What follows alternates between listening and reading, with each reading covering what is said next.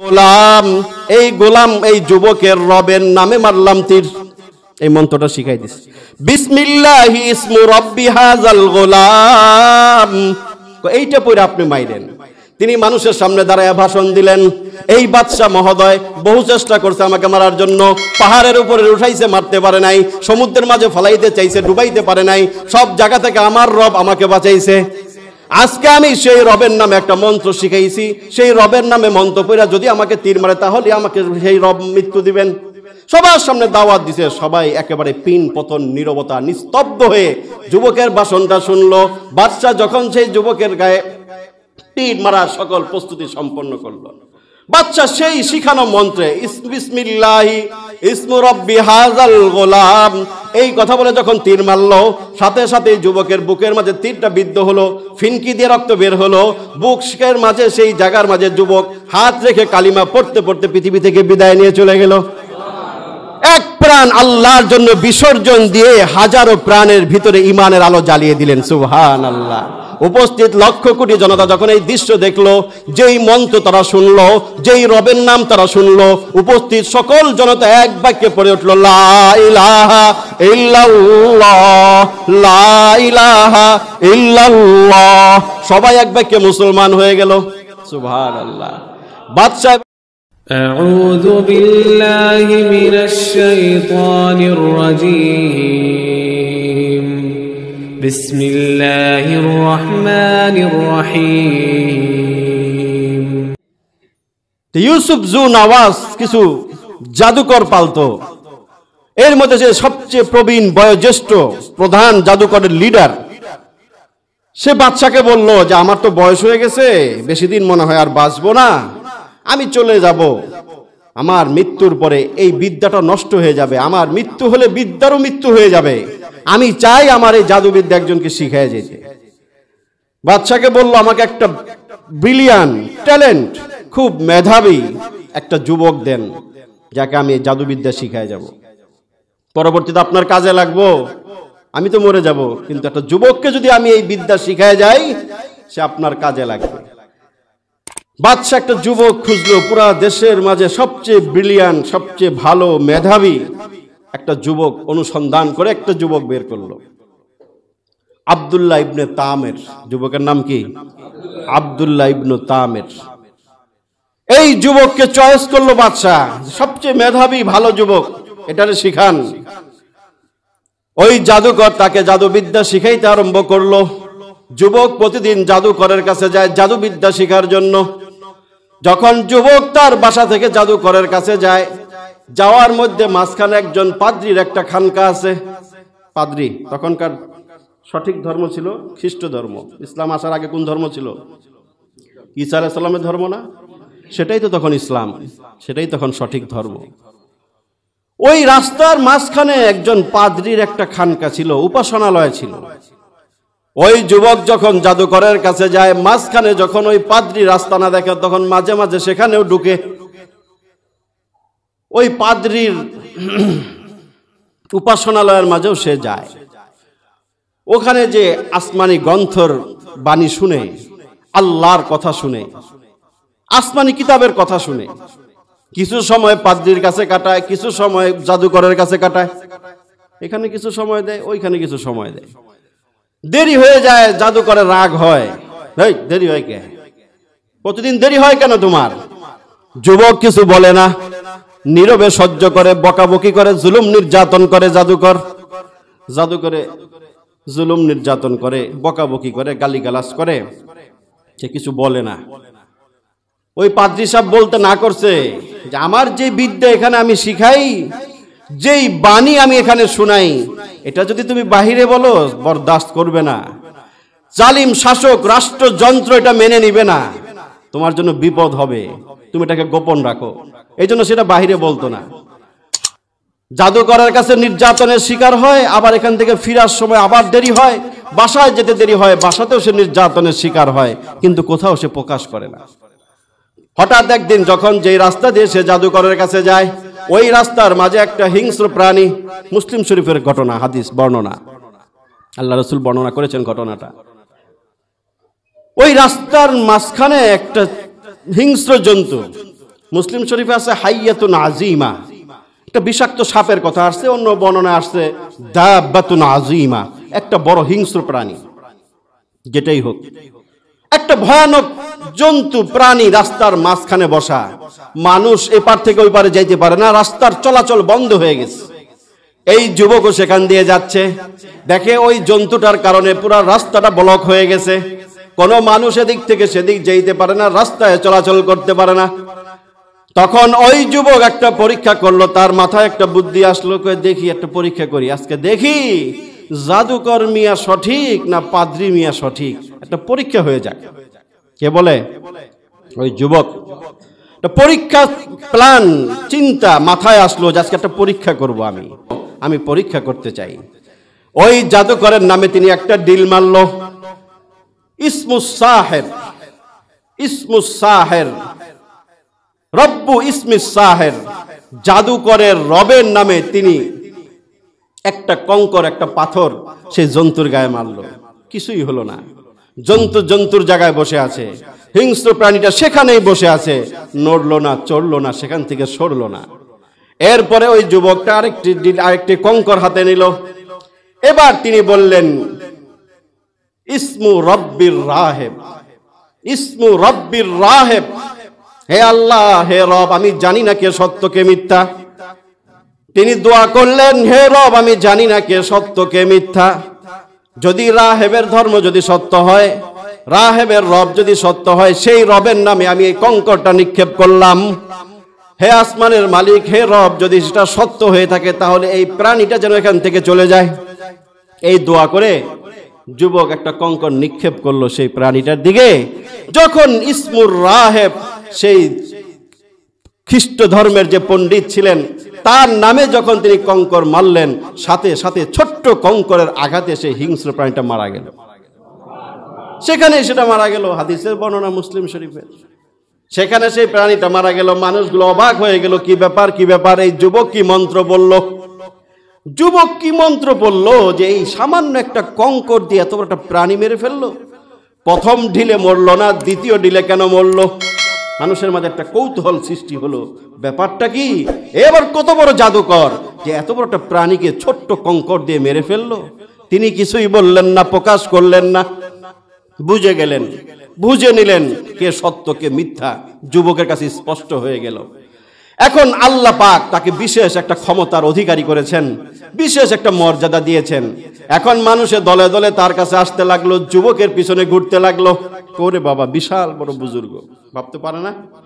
আসলে তো সে বুজুর্গ ছিল, সে সঠিক বুজুর্গ ছিল, আল্লাহর উপর বিশ্বাসী ছিল, কুফুর শিরিক বাতিলের বিরুদ্ধে তিনি সত্যকে ধারণ করেছিলেন, খাঁটি ইমানদার ছিলেন। এই জন্য মানুষ দলে দলে তার পিছনে ছুটতে লাগলো। আল্লাহ পাক তাকে বিশেষ কিছু কারামত দান করলেন। যেই মানুষের চোখের মাঝে আলো নাই, সেই মানুষের চোখে যখন এই যুবক হাত বুলিয়ে দিত আর রবের নামে, আল্লাহর নামে, আল্লাহ পাক সাথে সাথে সেই অন্ধ মানুষটার চোখটা ভালো করে দিতেন। বহু ল্যাংড়া মানুষ তার কাছে বীর জমাইল। ল্যাংড়া মানুষেরা বলে, আমাদের পাটা ভালো করে দেন, আপনি তো অনেক কিছু জানেন, একজন কামেল মানুষ। অলৌকিক কিছু দেখা গেলে সেটা ব্যাখ্যা ভিন্ন হতে পারে, দুই রকম ব্যাখ্যা হতে পারে। আল্লাহ ওয়ালাদের থেকেও কিছু অলৌকিক কিছু প্রকাশ পায়, যেটাকে কারামত বলে। আবার কিছু কাফের, মুশরিক, বন্ড, বেঈমানদের থেকেও কিছু প্রকাশ পায়, সেটা হচ্ছে জাদু, আছে না? বেলকিবাজি, জিন্নাতের কিছু কারসাজি, তো মানুষ দুইটার মাঝে গুলায় ফেলায়। হ্যাঁ, আশ্চর্য কিছু দেখলেই মনে করি এটা জানি অনেক কিছু, এরকম আছে না? মাজারে মাজারে বিভিন্ন জায়গায় জ্যোতিষী মতিষীর পিছনে পিছনে ঘুরে। মনে রাখবেন, এটা ইমান নষ্টের কারণ, ইমান বরবাদ হয়। আল্লাহওয়ালা বুজুর্গদের সোহবতে যাইতে ইসলাম নিষেধ করে নাই, সেটা আল্লাহ কোরআন নিজেই নির্দেশ দিয়েছেন, ওয়াকুনু মা'আস সাদিকিন। কিন্তু আশ্চর্য কিছু দেখলেই তুমি এটাকে একটা বুজুর্গের আলামত ভাবতে পারো না, যদি তার ভিতরে শরীয়ত না থাকে, তার ভিতরে যদি পরিপূর্ণ ইমানদারি না থাকে, তাহলে ওইরকম কোনো ব্যক্তির থেকে কিছু আশ্চর্য কিছু প্রকাশ পাইলেই সেটা কোনো বুজুর্গের আলামত না, কামেল পীরের আলামত না, সেটা ভিন্নভাবে হতে পারে। এটা মাথায় রাখতে হবে। ওই যে দুধ ডালে, ওই যে পাগলার মাজার, কি কয়, একটা মসজিদ আছে না কিশোরগঞ্জে, কোটি কোটি টাকা উঠে, ওইখানে পাগলা মসজিদে কোটি কোটি টাকা উঠে। দেখেন না পত্রিকায় আসে, 1 মাস পর পরে টাকা গুনে কোটি কোটি টাকা। ইতিহাস দেখলাম যে এখানে কিভাবে কি সূচনা হলো। একটা পাথর ছিল, পাথর, এই পাথরের মাঝে মানুষের দুধ ডালতো। কি ডালতো? দুধ। বিশ্বাস যে পাথরের মধ্যে দুধ ডাললে মনোবাসনা পূর্ণ হয়, নাউজুবিল্লাহ। এবং মানুষ এখানে মান্যত করতে লাগলো। এখন অবশ্য দুধ ডালা বন্ধ হয়েছে, দুধ ডালাডালি নাই, কিন্তু সেই মাজারটা আছে, কিন্তু মানুষের মান্যতের বিশ্বাস এখনো রয়েছে ওখানে। সবাই মানে, হ্যাঁ, মুরগির ঠ্যাং ভেঙে গেলে একটা মান্যত মানে, কই ওই পাগলার মাজারে 10 টাকা দিমুনে মুরগির ঠ্যাংটা যদি ভালো হয়ে যায়, বুঝেন নাই? এই মান্যতের কালচার এখনো আছে। আবার বৃদ্ধ বনিতা আপামর জনসাধারণ দূর দূরান্ত থেকে মান্যত মানে। মান্যত ইসলামে আছে, মান্যত বৈধ, কিন্তু এই ধরনের মান্যত বৈধ না। আল্লাহর নামে মান্যত করা যায়। কোরআনের মান্যতের কথা আছে না, ওয়ামান ফাকতুম মিন নাজরিন ফাইন্নাল্লাহা ইয়ালামু, এটা ভিন্ন প্রসঙ্গ। মান্যতের কথা আছে, কিন্তু মান্যতের ফায়দা কি? ব্যাঠিকভাবে যদি মান্যত করেন ঈমান চলে যাবে। মাজারের নামে, পীরের নামে, দরগার নামে, ওই পাথরের নামে, কবরের নামে মান্যত করলে ঈমান চলে যায়। আল্লাহর নামে, মসজিদের নামে মান্যত হতে পারে। রাসূল এক হাদিসে বলেছেন, মান্যতের দ্বারা ফায়দা কিছুই হয় না, আল্লাহ তকদিরে যেটা রাখছেন সেটাই হয়। বাকি মান্যতের দ্বারা আল্লাহ পাক বখিলের কাছ থেকে কিছু মাল বের করে নিয়ে আসে। তো সহিহ হাদিস। বখিলে মানছে, আল্লাহ একটা গরু দিমনে, আমার পোলার জ্বর বালার একটা গরু দিমনে, মানছে না? এতিমখানা একটা গরু দিল। জীবনে যে বেড়া একটা মুরগি দেয় না মাদ্রাসায়, এই বেড়া আল্লাহ গরু বাড়ি করলো না?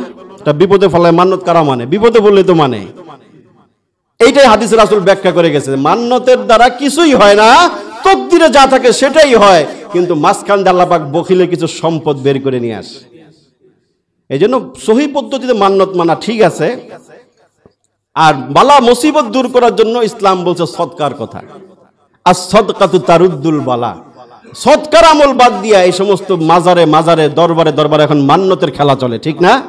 এগুলো ছাড়তে হবে, মান্যতের দ্বারা ঈমান থাকে না। তো যেই কথা বলতেছিলাম, ওই যুবকের কাছে দলে দলে মানুষ আসতেছে বিভিন্ন কাজ নিয়ে। তিনি সেই ইসমুর রাহেব, সেই রব, সত্য রবের নামে তিনি একটা ফু লাগায় দেয়। আল্লাহ পাক নিজের শক্তি, নিজের কুদরতে সেই অসুস্থ মানুষদেরকে আল্লাহ পাক সুস্থতা দান করতেছেন। এইভাবে যখন চলতেছে, পুরা দেশের মাঝে একটা আলোড়ন সৃষ্টি হয়ে গেছে। আলোড়ন সৃষ্টি হইব না? পুরা দেশের মধ্যে ছড়াই গেছে, ওরে বাবা রে, এমন জাদুকর তো আর দেখি নাই। তারা তো আর বুঝে না যে লোকটা, যুবকটা কি পরে ফু দেয়। তারা ভাবতেছে বড় একটা জাদুকর, তারা ভাবতেছে অনেক বড় একটা জাদুকর। এমন জাদুকর আমাদের দেশে নাই, বিশ্বের মাঝে নাই। এক কান দুই কান করতে করতে সমগ্র জায়গায়, সব জায়গায় এই যুবকের কথা ছড়ায় গেল। বাদশার দরবারে একটা কানা মন্ত্রী ছিল। কি মন্ত্রী? কানা মন্ত্রী মানে কি? চোখ নাই, এমন মন্ত্রী তো সাধারণত কেউ রাখে না। দেখছেন বাংলাদেশের ইতিহাসে কানা মন্ত্রী নাই? কানা মন্ত্রী নাই, চোখের কানা নাই, অন্তরের কানা আছে। এরকম বহু মানুষ আছে। কোরআন আল্লাহ বলেছেন, কিছু মানুষ আছে হাই রে কপাল মন্দ, চোখ থাকিতে অন্ধ, কয় না? এদের কথা আল্লাহ কোরআনে কইছে। চোখ থাকতে অন্ধ কারা? ওয়ালাহুম আয়ুনুল লা ইউবসিরুনা বিহা ওয়ালাহুম আযানুন লা ইয়াসমাউনা বিহা। চোখ থাকতেও যারা ইসলামের সৌন্দর্য দেখে না, কোরআন এদেরকে চোখ থাকতে অন্ধ বলছে। এরকম অন্ধ তো আছে, কত মন্ত্রী মিনিস্টার আছে না? ওই চোখের কানা নাই। কিন্তু ওই বাদশার দরবারে, ইউসুফ জু নওয়াজের দরবারে একটা চাক্ষুষ অন্ধ, চোখ নাই এমন একটা অন্ধ ব্যক্তি, মন্ত্রী সেখানে ছিল। তার কানেও পৌঁছলো একটা যুবকের কথা, যে যুবক মাদারজাত অন্ধ, মাতৃগর্ভ থেকে অন্ধ হয়ে জন্ম নেওয়া মানুষকেও সে ভালো করতে পারে। ওই মন্ত্রী ওই যুবকের কাছে গেছে, হাদিয়া তোহফা নিয়ে, বিভিন্ন উপঢৌকন নিয়ে গেছে। যুবক শর্ত লাগাইছে, তোমার চোখের মাঝে আমি হাত বুলাইতে পারি একটা রবের নাম নিয়ে, ওই রব যদি চায় তাহলে তোমার চোখও ভালো হইতে পারে। তবে একটা শর্ত আছে, আগে তোমাকে সেই আসমানের রব, সেই রাহেবের রব আল্লাহর উপর ঈমান আনতে হবে। শর্ত জুড়ে দিলেন। মন্ত্রী মিয়া কয়, মানলাম, হাজারো শর্ত মানতে রাজি, লাগলে বাদশার বাদশাহী মন্ত্রিত্ব ছেড়ে দিব, তারপরও চোখ চাই। কইব না? আগে চোখ দিয়ে দুনিয়া দেখে লই, বাদশাহী মন্ত্রিত্ব পরে, ওগুলা বাদ। বলো তোমার কি ধর্ম মানতে হবে? তিনি পড়ায় দিলেন, লা ইলাহা ইল্লাল্লাহ, লা ইলাহা ইল্লাল্লাহ, কালিমা পড়ায় দিলেন, মুসলমান বানাইলেন। আল্লাহর নামে তার চোখের মাঝে হাত বুলিয়ে দিলেন। আল্লাহ নিজ ক্ষমতায় কুদরতে সেই মন্ত্রীর চোখটা ভালো করে দিলেন। পরের দিন যখন বাদশার দরবারে গেছে, বাদশা কয় কিরে তোর চোখ কই থেকে আইলো? তুই না কানা মন্ত্রী, তোর চোখ কই থেকে আইলো? কয় দিছে, একজনে দিছে, বলা যাবে না। বাদশা কয় বলা যাবে না মানে দাঁড়া। রিমান্ডে নিল মন্ত্রীরে, উত্তম মধ্যম লাগাইলো, মন্ত্রী বলে দিল একজন যুবকের কাছ থেকে পাইছি। কোন যুবক? অমুক জায়গা একটা যুবক। বাদশাকে ও হ্যারেস পাঠাইছি আমি জাদু বিদ্যা শিখতে। সে কি বিদ্যা শিখাইছে? মন্ত্রীকে যখন জিজ্ঞাসা করছে তোমার চোখের আলো কে ফিরিয়ে দিয়েছে, হাদিসের মাঝে আসছে ওই মন্ত্রী যুবক দিয়েছে। এমন এক সত্তা আমাকে এই চোখ ফিরিয়ে দিয়েছে, এমন এক রব, রব্বি ওয়া রব্বুকাল্লাহ, যেই রব তুমি ইউসুফ জু নওয়াজ, তুমি বাদশারও রব, আমি অন্ধ মন্ত্রীরও রব। ওই বাদশা ক্ষিপ্ত হয়ে কয় কি কয়, আমি ছাড়া কি আরো কেউ খোদা আছে নাকি? আগের যুগের জালেম বাদশারা কি হইতো? খোদা দাবি করত। অধিকাংশ ক্ষমতার মসনদে যারা বসে তারাই কি করত? খোদা দাবি করত। এখন হয়তো সরাসরি খোদা দাবি করে না, কিন্তু ভাবটা কিন্তু সেরকমই দেখায়। কথা কন নাকি? ভাবটা এমন না, ভাবে এমন, সরাসরি বলতে পারে না পিটার ডরে। কিন্তু ইতিহাস এই কথাই বলে, ক্ষমতার মসনদে যুগে যুগে যারা ছিল, দীর্ঘদিন যাদেরকে আল্লাহ পাক ক্ষমতার মসনদে রেখেছেন, তারাই বড় জালিমের ভূমিকায় অবতীর্ণ হয়েছে। এটা ইতিহাসের সাক্ষী। এটা ওই মন্ত্রী যখন কইছে রব্বি ওয়া রব্বুকাল্লাহ, বাদশা গায়ে আগুন লেগে গেছে। এই বেটা, আগাইরা ইলাহুন, আমি ছাড়া কি আরো কোনো ইলাহ মাবুদ আছে? আছে, আছে। একজন রব আছে, যে রব তোমাকেও বানাইছে, আমাকেও বানাইছে, গোটা পৃথিবী গোটা জাহানকে যিনি সৃষ্টি করেছেন। ইমানের দাওয়াত তিনি দিয়ে গেলেন। বাদশা ক্ষিপ্ত হইলেন, মন্ত্রীকে অ্যারেস্ট করলেন, পাকড়াও করলেন, রিমান্ডে নিলেন। কই থেকে তুই সেই রবের সন্ধান পাইলি? বলল ওই যুবক দিছে। যুবককে পাকড়াও করা হলো। যুবককে যখন জিজ্ঞাসা করলো তুমি এই মন্ত্র কোথায় পাইলা, ওই রবের সন্ধান তুমি কোথায় পাইলা, যুবক বলে না। ওই পাদ্রী সাহেবের নিষেধ ছিল বলে না। রিমান্ডে নির্যাতন করে বের করে ফেললো যে পাদ্রী রাস্তার মাঝে যুবক যাতায়াতের সময় কোথায় ঢুকতো, অনুসন্ধান চালিয়ে বাদশা বের করে ফেললো। ওই রাহেব পাদ্রীকে তিনি অ্যারেস্ট করলেন, গ্রেফতার করলো। বলো তুমি কোথায় পাইছো? তিনি সত্য ধর্মের দাওয়াত দিলেন। বাদশা, আমি যেই রবকে বিশ্বাস করি তিনি কিন্তু তোমারও রব, গোটা পৃথিবীর রব, সকল মানুষের রব, আপনি মেনে নেন। বাদশা জুলুম নির্যাতন করলো, বলল তুমি যদি বাঁচতে চাও তোমার রবকে ছাড়ো, আমাকে রব মানো। কিন্তু সেই পাদ্রী সাহেব মানলেন না, সেই মাওলানা সাহেব মানলেন না। আমাদের ধর্মে এখন আমরা মাওলানা কই, আলেম হুজুর বলি। তখন কি ছিল? পাদ্রী, রাহেব। তিনি বললেন না না, তোমার প্রস্তাব আমি মানতে পারবো না। তুমি আমাকে হত্যার হুমকি দিয়েছো, হত্যার হুমকি দিয়ে লাভ নাই। আমি তো এমন এক রবের সন্ধান পেয়েছি, এমন এক রবের ইবাদত বন্দেগী দাসত্ব আমি করে থাকি। তোমার মতো হাজারো বাদশার সামনে দাঁড়িয়ে, মৃত্যুর মুখে দাঁড়িয়েও আমি বলবো তোমাদের মতো বাদশার মুখে লাথি মারি আমার রবকে, আমি আল্লাহকে আমি রব মানি। এই কথা শুনে বাচ্চা তাকে ছুরিতে চড়িয়ে হত্যা করে ফেললো, হত্যা করলো। যা, তোকে আর রাখবই না। তিনি হাসি মুখে ফাঁসির কাস্টে ঝুললেন। তারপরেও তিনি আল্লাহর রবকে তিনি ছাড়লেন না। ইমানদারের পরিচয়। জুলুম নির্যাতনের মুখেও ইমানদার তার রবকে ছাড়তে পারে না, ঠিক কিনা বলেন? ছাড়ে না, পারে না। আল্লাহ মেসেজ দিলেন, দেখো তোমাদের উপরে জুলুম নির্যাতন চলছে, চলবে। কঠিন পরিস্থিতি মুসলমানদের উপরে চলতেছে। এই পরিস্থিতির মাঝে দাঁড়িয়েও তোমাকে ইমানের উপরে অটল অবিচল থাকতে হবে। যেইভাবে সেই পাদ্রী সাহেব ছিলেন, তিনি ইমানকে বিসর্জন দেন নাই, ইমান তিনি ছাড়েন নাই, রবকে তিনি ছাড়েন নাই, সব ছেড়েছেন, জীবন দিয়েছেন। তারপরেও ফাঁসির কাষ্ঠেও তিনি সেই রবের জয়গান গেয়েছেন। হত্যা করে ফেললো। এখন যুবকের পালা, তাকে হত্যা করবে। সিদ্ধান্ত নিলে যুবককে হত্যা করতে হবে। সিদ্ধান্ত নিয়ে বাদশা একদল মানুষকে দিলেন পাহাড়ের উপর থেকে যুবকটাকে ফেলে দেওয়ার জন্য। পাহাড়ের উপরে নিয়ে গেছে, শত শত মানুষ দিছে, ওখানে নিয়ে ধাক্কা দিয়ে ফেলে দিবে। ওখানে যাওয়ার পরে সকল প্রস্তুতি সম্পন্ন করছে, যুবকটাকে ফেলে দিবে। কিন্তু আল্লাহর কুদরতের খেলা, যখন তাকে ফেলবে ওই মুহূর্তে পাহাড়ের মাঝে ভূমিকম্প সৃষ্টি হইল। পাহাড়ের ভিতরে ভূমিকম্প সৃষ্টি হলো। কাঁপতে কাঁপতে যারা তাকে হত্যা করার জন্য বাদশার লোক যারা আসছিল সবাই নিচে পড়ে মারা গেল। মারতে যারা আইছে তারাই মরে গেল, কিন্তু যাকে মারতে চাইছে তাকে মারতে পারলো না। তাকে বাঁচালো কে? জোরে বলুন। রাখে আল্লাহ, মারে কে? এই ক্ষমতা কারো নাই। আল্লাহই মারেন, তিনি জীবিত রাখেন। যারা তাকে মারার জন্য আয়োজন সম্পন্ন করলো তারাই মরে গেল, কিন্তু যুবককে মারতে পারলো না। যুবক সুন্দর মতো বাদশার দরবারে হাজির, আসসালামু আলাইকুম। বাদশা কয়, কিরে ব্যাপার, তোরে মারার জন্য এত লোক পাঠাইলাম, তুই মরলি না? ওরা কই? ওরা তো মরে গেছে। ওরা মরে গেছে। ভূমিকম্পের মাঝে সব মানুষগুলো মরে গেল, আল্লাহ একজনকে বাঁচায় রাখলো। এটা কি আল্লাহর খেলা না? নরে চরে কিন্তু পরে না। বাংলাদেশে কটা নারা দিছিল না আল্লাহ পাক? হ্যাঁ, নরে নাই? 7.8 রিখটার স্কেলে ভূমিকম্প হয়েছে, নড়ছে চড়ছে কিন্তু ভাঙ্গা পড়ে নাই, ঠিক না? এই মাত্রার ভূকম্পে পৃথিবীতে বহু দেশ তছনছ হয়ে গেছে, কিন্তু আল্লাহ পাক আমার দেশকে হেফাজত করছে। কার জন্য? নাস্তিকদের জন্য, বুদ্ধিজীবীদের জন্য। কার জন্য? মন্ত্রীদের জন্য, এমপিদের জন্য, আল্লাহওয়ালা বুজুর্গ মোল্লা মৌলবী তালিবুল ইলমদের জন্য, ঠিক কিনা বলেন? এটা তো বুঝো না। ততদিন এটা বুঝতে দেরি করবা ততই বিপদ, যত দ্রুত বুঝবা ততই মঙ্গল। এই দেশ নড়ে চড়ে কিন্তু পড়ে না। কেন পড়ে না এটা তো বুঝো না। এটা যদি বুঝতা যে যেই মুহূর্তে 7.8 মাত্রার রিখটার স্কেলে ভূকম্পন হলো না রাতের বেলা, পুরা দেশ কেঁপে উঠলো, কিন্তু একটা বাড়ি আল্লাহ পাক ধ্বংস করেন নাই, একটা মানুষকে আল্লাহ পাক মারেন নাই। ওই পাহাড়টার ভিতরে ভূকম্পন হলো, ওই মানুষগুলো মরে গেল, কিন্তু সেখান থেকে বাঁচিয়ে রাখলেন একজনকে। কে? আল্লাহ রাব্বুল আলামিন। এবার বাদশা সিদ্ধান্ত নিল, না তোরে পাহাড় উঠে মারান যাইব না, তোরে মারার জন্য আরেকটা বন্দী করতে হবে, আরেকটা বুদ্ধি উপায় বের করতে হবে। পরামর্শদাতারা পরামর্শ দিল, এটা নিয়ে নবীতে সাগরের চুবাইয়ে মেরে ফেলান। কি কইছে?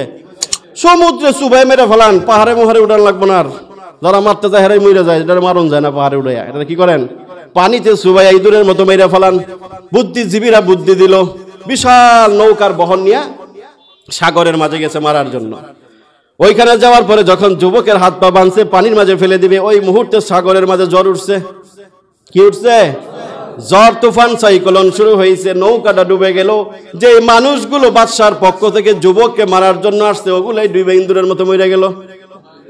ওগুলা ডুইবা ইন্দুরের মতো সুবানি খেয়ে মরে গেল। কিন্তু যেই যুবককে মারার জন্য এত আয়োজন, সেই যুবককে আল্লাহ পাক মারেন নাই। কিনারের মাঝে আল্লাহ পাক উঠাই দিয়েছেন, বাদশার দরবারে যায় সালাম দেয়, আবার সালাম দিছে। বাদশা কয়, তোরে তো আর মারা যাবে না, মহা মুশকিল। এত আয়োজন করি, শত শত মানুষ মারা যায় তোর সাথে, তুই তো মরস না। ওই যুবক বলে, আমাকে কেউ মারতে পারবে না আমার রব ছাড়া। তুলিজুল লাইলা ফিন নাহারি ওয়া তুলিজুন নাহারা ফিল লাইল। আল্লাহ পাক তিনি মানুষকে ইজ্জত দেন, তিনি মানুষকে অসম্মান করেন, তিনি মানুষকে জীবন দেন এবং তিনি মানুষের মৃত্যু ঘটান। ওই যুবক বলে, আমাকে মারা এত সহজ না। যেই রবের আমি গোলামি করি, সেই রবের হুকুম ছাড়া তুমি আমার একটা পশমও ছিঁড়তে পারবা না। পারবো?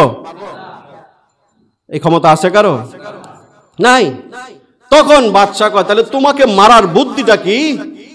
তখন ওই যুবক বলে, হ্যাঁ বুদ্ধি, যদি তুমি আমার প্রসেস বুদ্ধি অনুযায়ী তুমি আমাকে যদি মারতে চাও তাহলেই মারতে পারবা, এছাড়া তুমি হাজারো চেষ্টা করে তুমি আমাকে মারতে পারবা। আমি যেই রবের গোলামি করি, সেই রবের নামে যদি তুমি তীর নিক্ষেপ করো তাহলে আমাকে মারা সম্ভব। যেই রবের গোলামি করি আমি, সেই রবের নামে যদি তুমি তীর নিক্ষেপ করো তাহলে তুমি আমাকে মারা সম্ভব। তবে শর্ত আছে, গোটা দেশের মানুষকে এক জায়গায় জমা করতে হবে, একত্রিত করতে হবে। দাওয়াতি কৌশল। ইমানদার মৃত্যুকে ভয় করে না।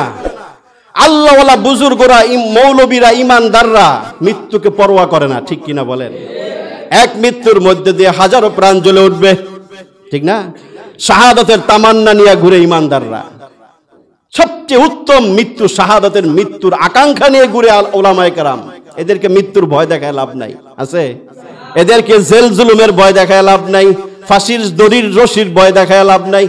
এটাকে তারা গলায়, হাসি মুখে গলায় পড়তে রাজি, ঠিক কিনা বলেন? কারে ভয় দেখা? ওই যুবক বলল, আয়োজন করেন, গোটা দেশের মানুষকে আপনি একত্রিত করবেন, সেখানে আমি আপনাকে সেই মন্ত্রটা শিখিয়ে দিব, যেই মন্ত্রের মাধ্যমে আপনি আমাকে হত্যা করতে পারবেন। পৃথিবীতে ওই সময়ে যত মানুষ ছিল সবাইকে একত্রিত করলো বাদশা খুশি যে ভালোই, সবাই দেখুক আমাকে রব না মানার পরিণতি কি হয়, সবাই দেখে একটু শিক্ষা নিব। বাদশা ভাবছে মনে মনে, এইটা আল্লাহর খেলা ভিন্ন। সব মানুষদেরকে যখন একত্র করছে তখন তিনি শিখাই দিয়েছেন, ইসমু রব্বি হাজাল গোলাম। এই মন্ত্রটা পড়ে আপনি মাইরেন। ইসমু রব্বি হাযাল গোলাম, এই গোলাম এই যুবকের রবের নামে মারলাম তীর। এই মন্ত্রটা শিখাই দিস, বিসমিল্লাহি ইসমু রব্বি হাযাল গোলাম। এইটা পড়ে আপনি মাইরেন। তিনি মানুষের সামনে দাঁড়ায় ভাষণ দিলেন। এই বাদশাহ মহোদয় বহু চেষ্টা করছে আমাকে মারার জন্য, পাহাড়ের উপরে উঠাইছে, মারতে পারে নাই, সমুদ্রের মাঝে ফলাইতে চাইছে, ডুবাইতে পারে নাই, সব জায়গা থেকে আমার রব আমাকে বাঁচাইছে। আজকে আমি সেই রবের নামে একটা মন্ত্র শিখাইছি, সেই রবের নামে মন্ত্র পড়া যদি আমাকে তীর মারে তাহলে আমাকে সেই রব মৃত্যু দিবেন। সবার সামনে দাওয়াত দিছে, সবাই একেবারে পিন পতন, নীরবতা, নিস্তব্ধ হয়ে যুবকের ভাষণটা শুনলো। বাদশাহ যখন সেই যুবকের গায়ে তীর মারার সকল প্রস্তুতি সম্পন্ন করলো, বাদশাহ সেই শিখানো মন্ত্রে বিসমিল্লাহি ইসমু রব্বি হাযাল গোলাম এই কথা বলে যখন তীর মারলো, সাথে সাথে যুবকের বুকের মাঝে তীরটা বিদ্ধ হলো, ফিনকি দিয়ে রক্ত বের হলো। বুকের মাঝে সেই জায়গার মাঝে যুবক হাত রেখে কালিমা পড়তে পড়তে পৃথিবী থেকে বিদায় নিয়ে চলে গেল। এক প্রাণ আল্লাহর জন্য বিসর্জন দিয়ে হাজারো প্রাণের ভিতরে ঈমানের আলো জ্বালিয়ে দিলেন। সুবহানাল্লাহ। উপস্থিত লক্ষ কোটি জনতা যখন এই দৃশ্য দেখলো, যেই মন্ত্র তারা শুনলো, যেই রবের নাম তারা শুনলো, উপস্থিত সকল জনতা এক বাক্যে পড়ে উঠলো, লা ইলাহা ইল্লাল্লাহ, লা ইলাহা ইল্লাল্লাহ। সবাই এক বাক্যে মুসলমান হয়ে গেল। সুবহানাল্লাহ। বাদশাহ এবং তার কয়েকটা চেলা চামুন্ডা ছাড়া সবাই মুসলমান হয়ে গেল। এখন বাদশার গায়ে আগুন লাগছে। হ্যাঁ, কি করতে চাইলাম কি হয়ে গেল, হিতে বিপরীত হয়ে গেল, সব মানুষগুলো মুসলমান হয়ে গেল। এই পরিস্থিতি দেখে বাদশার মাথায় চান্দিতে আগুন লাগছে। এখন বাদশা চিন্তা করে এদেরকে হত্যা করতে হবে, এত এত মানুষ হত্যা করবো কেমনে, মহা বিপদ না? এই জন্য তিনি তখন একটা বিশাল আকারে গর্ত খুঁজলো। ওই গর্তের কথাই এই আয়াতের ভিতরে, কুতিলা আসহাবুল উখদুদ, গর্তওয়ালাদের ধ্বংস। বিশাল পরীক্ষা খনন করলো, গর্ত বানাইলো, আগুন দাও দাও করে জ্বালালো এবং তিনি ঘোষণা করলো, যারা এই মুহূর্তে আমাকে রব না মানবে, আমাকে রব যারা না মানবে, ওই যুবকের রবের প্রতি যাদের বিশ্বাস থাকবে তাদেরকে এটার ভিতরে জ্বালিয়ে পুড়ে সারখার করে দেওয়া হবে। ওই মানুষগুলো হাসি মুখে রাজি হয়ে গেল। আমাদেরকে একবার কেন, হাজারবার আগুনের মাঝে জ্বালাও, তারপরেও তোমার মতো বদমাশ শয়তানকে রব মানতে রাজি না, আমরা একমাত্র আল্লাহকে রব মানব। সবাই আগুনে ঝাঁপ দেওয়ার জন্য প্রস্তুত। সবাই আগুনের মাঝে কালিমা পড়ে শাহাদাতের মৃত্যু অর্জন করলো, শাহাদাতের অমীয় সুধা পান করলো। দলে দলে কিতাবে লেখে হাজার হাজার লক্ষ লক্ষ মানুষকে সেই জালিম বাদশা আগুনের মাঝে পুড়ায় মারছে। এবং হাদিসের মাঝে আসছে, একটা মহিলা ছিল, দুইজন বাচ্চা কোলে। ওই মহিলা একটু ইতস্তত করতেছিল বাচ্চার জন্য, ছোট্ট শিশু বাচ্চাকে আগুনে ফেলা হবে। প্রথমে তার ছোট বাচ্চাটাকে আগুনে যখন নিক্ষেপ করলো, ওই আগুনে পড়ার সময় বাচ্চাটাকে মাকে উদ্দেশ্য করে বলছে, ইসবির ইয়া উম্মি, ইসবির ইয়া উম্মি ফাইন্না মাউইদাকাল জান্নাহ। হে মা, তুমি ধৈর্য ধারণ করো, ধৈর্য হারা হইও না, কারণ আমি আমার সামনে জাল্লার তৈরি জান্নাত দেখতে পাচ্ছি। হাদিসের কিতাবের ভিতরে লেখে, মুহাদ্দিসিনে কেরাম লেখেন, ওই মুহূর্তে যাদেরকে আগুনে নিক্ষেপ করা হয়েছে প্রত্যেকটা মানুষকে আল্লাহ পাক আগুনে ঝাঁপ দেওয়ার আগেই, আগুনে নিক্ষেপ করার আগেই তাদের রূহ জান কব্জ করে নিছে আল্লাহ। আগুনে ফালানোর আগেই তার ঠিকানা জান্নাত দেখায়া আল্লাহ পাক তাদের আগুনের ফেলে হত্যা করার আগেই আল্লাহ পাক তাদের জান কব্জ করে নিয়ে গেছে। জালিম তাদেরকে আগুনে জ্বালাইতে পারে নাই, তাদের শেষ ঠিকানা জান্নাত দেখায় আল্লাহ পাক তাদেরকে শহীদের মৃত্যু দিয়ে দিয়েছে।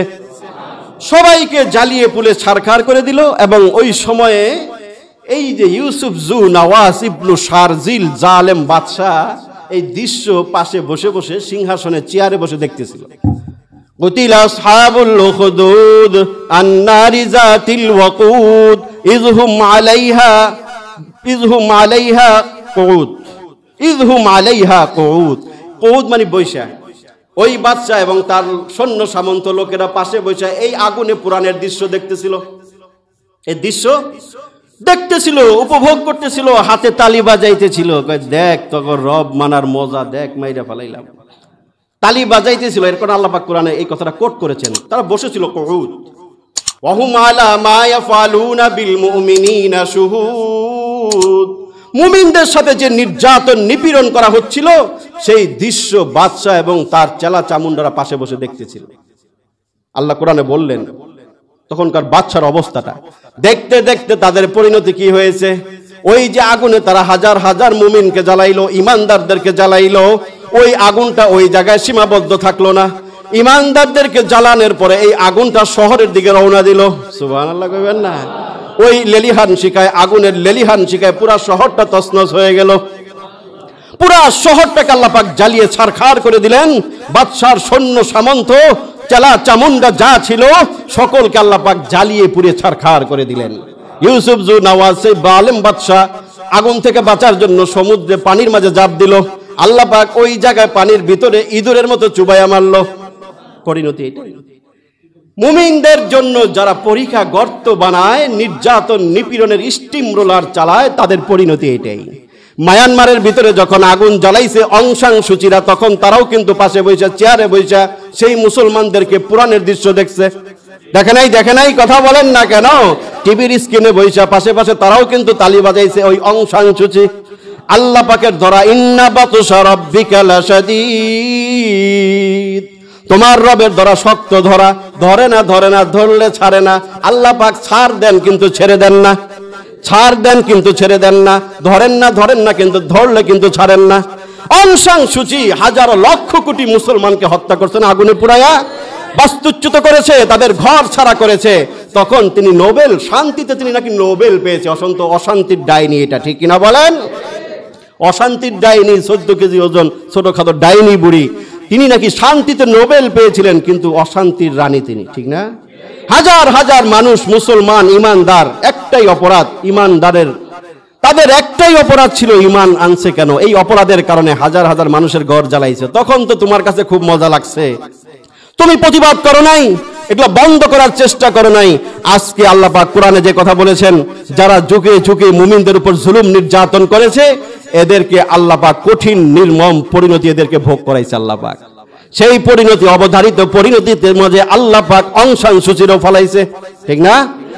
যেই সেনাবাহিনীর নির্মম হত্যা যজ্ঞ তুমি অবলোকন করেছো, তুমি যেই দৃশ্য দেখে পুলকিত হয়েছিলা, যেই মুসলমানদের রক্তে তুমি হোলি খেলা খেলেছো, সেই সেনাবাহিনী আজকে তোমাকে অ্যারেস্ট করছে, ঠিক না?